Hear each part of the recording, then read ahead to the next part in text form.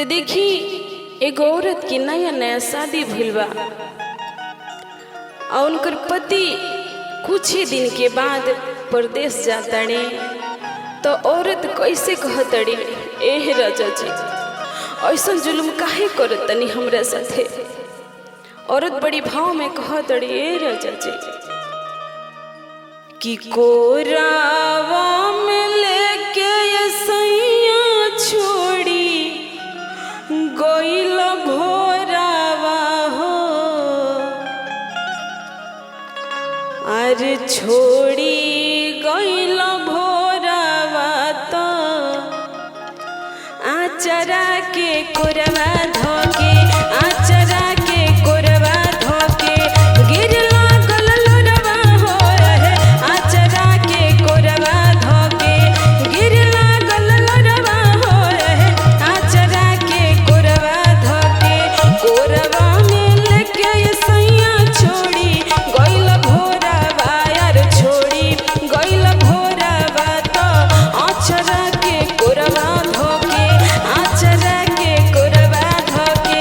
गिर लागल लोरवा हो रहे, आचरा के कोरवा धोके गिर लागल लोरवा हो रहे, आचरा के कोरवा धोके।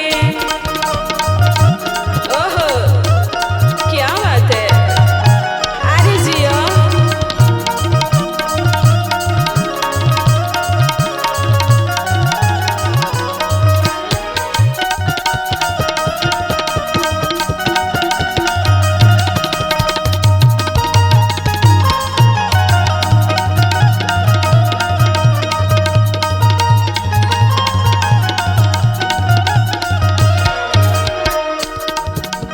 तने ना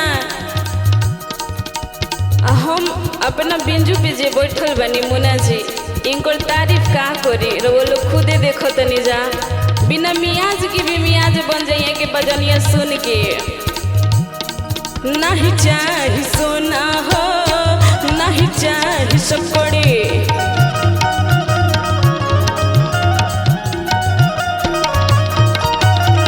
जरला जवानी जैसे जरी जाओ नौकरी,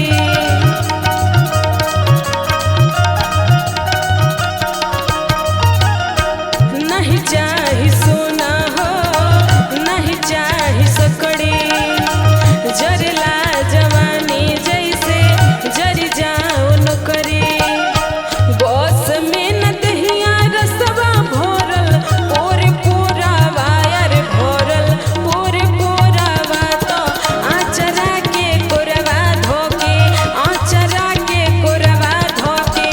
गिर लागल लोरवा हो रहे, आचरा के कोरवा धोके गिर लागल लोरवा हो रहे, आचरा के कोरवा धोके।